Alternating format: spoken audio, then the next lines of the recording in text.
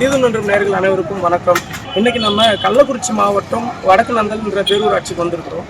சமீப காலமாக வடக்குநந்தல் பேரூராட்சியில் கிராம நிர்வாக அலுவலருக்கும் கிராம உதவியாளர்களுக்கும் எண்ணற்ற முரண்கள் நடந்துட்டு இருக்கு.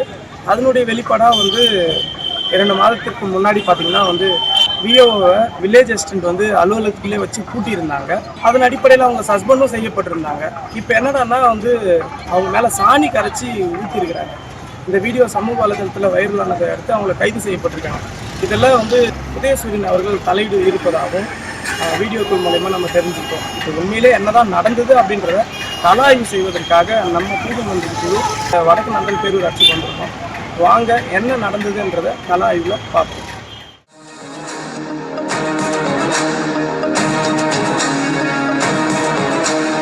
தமிழரசி கிராம நிர்வாக அலுவலர் தமிழரசி பக்கத்து ஊர்ல இருந்து அந்த வேலைக்கு வராங்க. கிட்டத்தட்ட ஒரு 20 கிலோமீட்டருக்கு மேல இருந்து அந்த ஊருக்கு பணியாற்றுவதற்கு வடக்குநந்தல் பேரூராட்சிக்கு வராங்க. அதே ஊரை சேர்ந்த சங்கீதா என்பவர் கிராம உதவியாளராக அங்க பணியாற்றுறாங்க. சங்கீதாவுக்கும் தமிழரசிக்கும் ஒரு 3 வயது 4 வயது தான் வித்தியாசம். கிராம நிர்வாக அலுவலர் சங்கீதாவை விட வயதுல மூத்தவங்க. அப்படி இருக்கும் பொழுது நான் அட்மினிஸ்ட்ரேட்டிவ்ல இருக்கிறேன், நீ என் முன்னாடி உட்காரக்கூடாது, அதை பண்ணக்கூடாது, இதை பண்ணக்கூடாது அப்படின்னு சொல்லிட்டு இங்கிருந்து ஒரு ஆதிக்க குரல் வருது. இந்த பக்கம் இருக்கிற கிராம உதவியாளர் என்ன பண்றாங்க, நான் ஆளும் கட்சியை சேர்ந்தவங்க, எம்எல்ஏ எங்க சமூகத்தை சேர்ந்தவங்க, எங்க சொந்தக்காரர் பொண்ணு எடுத்திருக்காரு, அப்படி இருக்கும்பொழுது நீ எங்க வீட்டுக்காரர் கட்சியில இருக்காரு, நீ எப்படி என்ன மிரட்டலாம், நான் சொந்த ஊர் இதே ஊரை சார்ந்தவ, இங்க இருக்கிற மக்கள் எல்லாம் எனக்கு சப்போர்ட் பண்றாங்கன்னு இங்கிருந்து ஒரு ஆதிக்க குரல் வருது. நாளடைவுல இந்த ஆதிக்க சண்டைகள் அதிகார சண்டைகள் ஒரு கட்டத்துக்கு மேல சாதி சண்டையா மாறுது.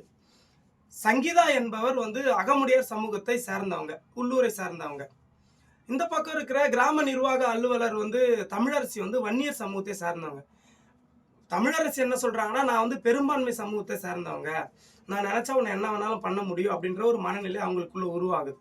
இந்த பக்கம் இருக்கிற கிராம உதவியாளரா இருக்கிற சங்கீதா அவர்களுக்கு என்ன மனநிலை உருவாகுது அப்படின்னு பாத்தீங்கன்னா, எங்க தொகுதி இது, எங்க எம்எல்ஏ, எங்க சாதிக்காரரு, நாங்க அகமுடையார் சமூகத்தை சார்ந்தவங்க, உன்னால என்ன பண்ண முடியும் அப்படின்ற ஒரு ஆதிக்க மனநிலை நாளடைவில் அடிதடி சண்டையா மாறுது.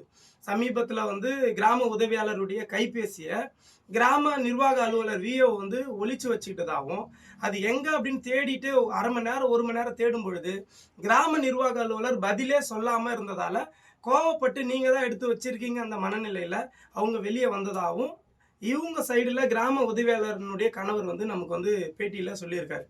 ஆக மொத்தத்துல எங்க மனைவி அவங்கள அலுவலகத்துல வச்சு பூட்டவே இல்லை அப்படின்னு அவர் ஒரு ஸ்டேட்மெண்ட் வைக்கிறாரு.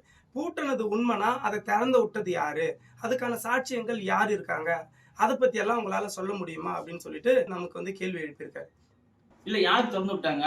ஒரு இதுல போடுறாங்க, ஆரியன் திறந்து விட்டான்றாங்க, பொதுமக்கள் உடைச்சு போட்டான்றாங்க, அப்புறம் ஏதோ போட்டு உடைச்சாங்க. இதெல்லாம் யார் செஞ்சது? அதெல்லாம் என்ன ஆதாரம் இருக்கு? எதுவுமே விசாரணை பண்ணல. வண்டியில தூக்கிட்டு போனாங்க. அந்த வண்டியில எடுக்கும்போது பாருங்க எதுவுமே இருக்காது. அவங்க போகும்போது அவங்க உள்ளார வந்து என்ன அங்க சிட்ரி அப்படிம்பாங்க, அவங்க வாயிலசி கூட இருக்காது. இதெல்லாம் மக்கள் பாக்குறவங்களுக்கு பொய்ன்றது தெரியும்.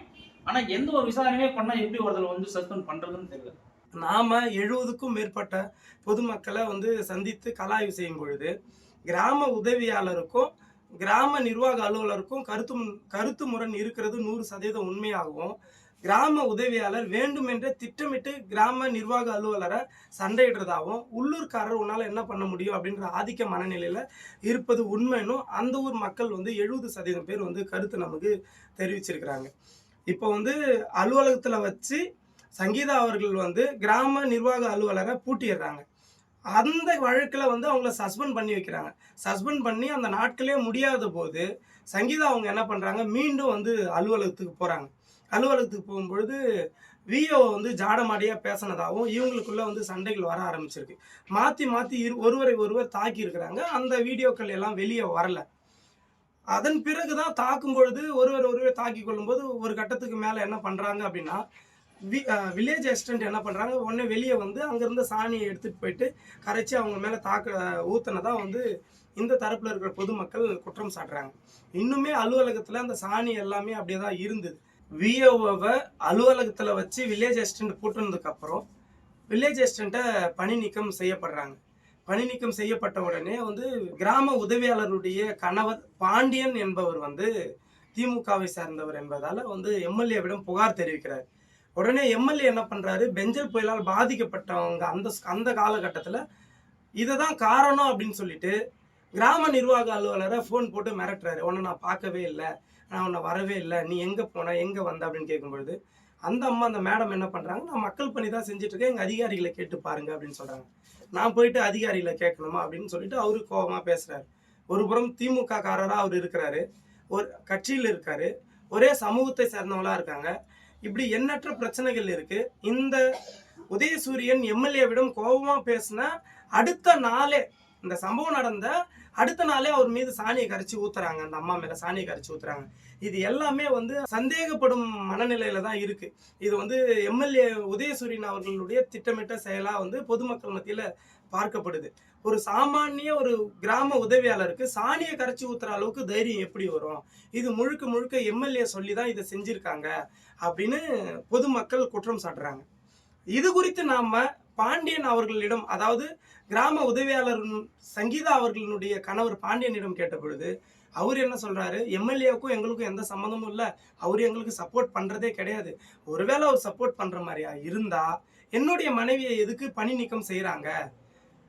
அதிகாரம் எங்களிடம் இல்லாததால தான் எங்களை பணி நீக்கம் செய்யப்படுறாங்க. அதை கூட என்னால தடுக்க முடியல.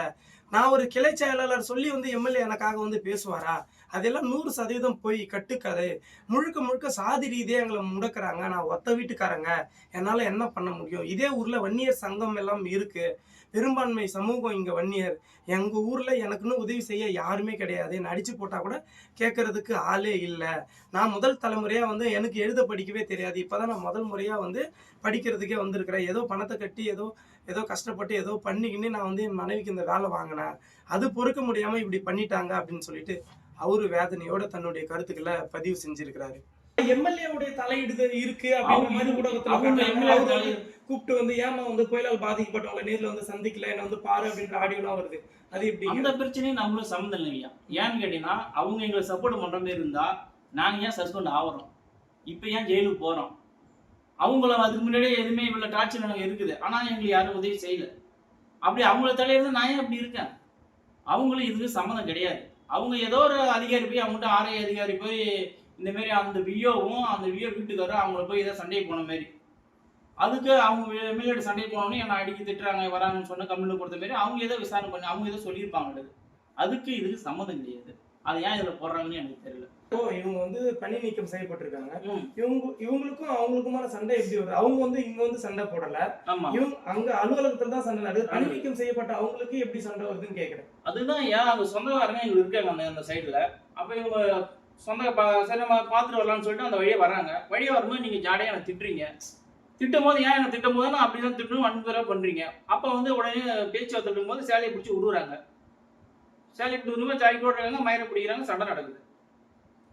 முதல் தாக்குதல் அவங்க எங்க மனைவி அடிச்சிருக்காங்க, முதுகெல்லாம் காயம்பட்டுருக்கு, முடியை பிடிச்சி எல்லாம் எழுது பண்ணிட்டாங்க. பல பேருக்கு முன்னாடி அசிங்க அவமானம் மனப்பங்கம் ஆயிடுச்சு. ஆனா ஒரே சைடாவே வந்து சப்போர்ட் பண்ணி எங்களை அவமானப்படுத்தணும் முடிவு பண்ணணும் அப்படின்னு எல்லாமே நடக்குது. கிராம நிர்வாக அலுவலர் மீது சாணியை கரைத்து ஊற்றிய சம்பவம் உண்மை என்றுதான் அந்த கிராம மக்கள்லாம் வந்து சொல்றாங்க. ஒருவேளை இது உண்மையாக இருக்கும் பட்சத்தில் இந்த 21ஆம் நூற்றாண்டில் சுதந்திர இந்தியாவில் இது போன்ற தாக்குதல்களை வந்து வன்மையாக நம்ம வந்து கண்டிக்கிறோம். இனிவரும் காலங்களில் இது போன்ற சம்பவங்கள் எந்த பகுதியிலும் எந்த அதிகாரத்துக்கு எதிராகவும் அதிகாரத்திற்கு ஆதரவாகவும் எந்த இடத்துலையும் இது போன்ற சம்பவங்கள் இருக்கவே கூடாது. தீதும் நன்றும் குழுவோட எதிர்பார்ப்பும் அதுவாகத்தான் இருக்கிறது. மீண்டும் ஒரு பயனுள்ள காணொலியோடு உங்களை சந்திக்கின்றேன். நன்றி, வணக்கம்.